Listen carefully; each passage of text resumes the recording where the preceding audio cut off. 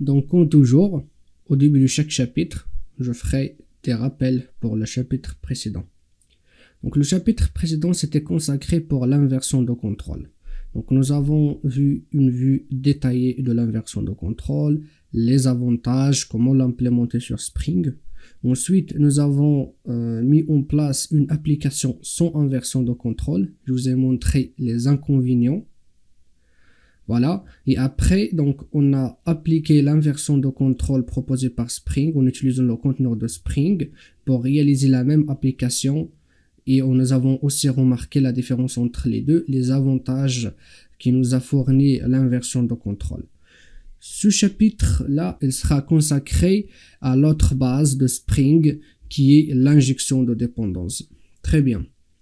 Je vous explique déjà les dépendances ou bien là je vais faire très simple. Ok, on va dire bâtiment, il dépend, ou bien appartement, il dépend de bâtiment. En gros, cette relation entre bâtiment et appartement, c'est une relation de composition. Donc, je ne vais pas entrer dans en détail dans les relations entre les classes. Donc, il y a composition, il y a agrégation, il y a association, il y a dépendance. Donc, je ne vais pas entrer dans les détails. Je vous laisse chercher. Moi, ce que je vais essayer de faire, je vais faire très simple.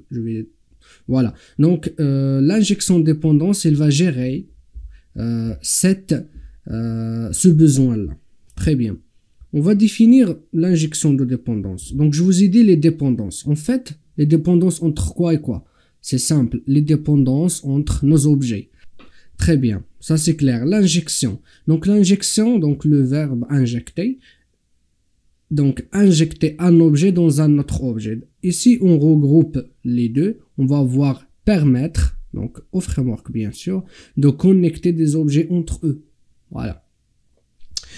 Juste une petite remarque, la relation avec l'inversion de contrôle, c'est que l'injection des dépendances, donc c'est une application directe de l'inversion de contrôle, telle que l'inversion de contrôle elle-même, donc elle se situe dans la configuration des dépendances entre objets.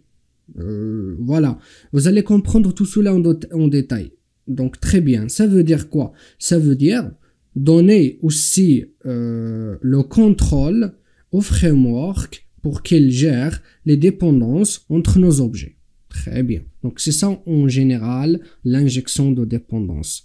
Je le répète, donner le droit ou bien donner le contrôle au framework de gérer l'injection des dépendances. Ça veut dire la dépendance, la connexion entre les objets que j'ai moi dans mon application. Très bien. Voilà, donc vous connaissez déjà ce diapo, donc je vais le répéter. Pourquoi? Parce que je vais parler là de l'injection de dépendance, mais en général c'est toujours pareil. Donc on a le conteneur Spring, c'est lui le responsable de l'injection de dépendance et de l'inversion de contrôle. Donc on a à côté nos objets Java, et donc pour que le conteneur Spring sache quel objet il va charger en mémoire et quel objet va le lier ou bien va le connecter ou bien va l'injecter dans un autre objet, il a besoin en fait des informations, c'est normal, donc il va pas savoir ça tout seul. Donc ces informations, ils se situent dans des fichiers de configuration ou bien dans ce qu'on appelle des metadata. Et ces metadata sont sous forme soit des fichiers XML, donc nous avons vu l'exemple, ou bien des annotations, ou bien Java. Donc vous inquiétez pas, nous allons voir tout cela en détail. Donc les trois types, nous allons le voir. Très bien. Donc si on ressemble tout ça, donc on va l'entrer vers le conteneur, à la fin il va nous sortir une application configurée. Donc qui bénéficie de toutes et de tous les avantages de l'inversion de contrôle tels que l'extensibilité de l'application, la modularité de l'application, facile à tester et d'autres. Donc je vous ai parlé de tout ça dans le chapitre de l'inversion de contrôle. Très bien.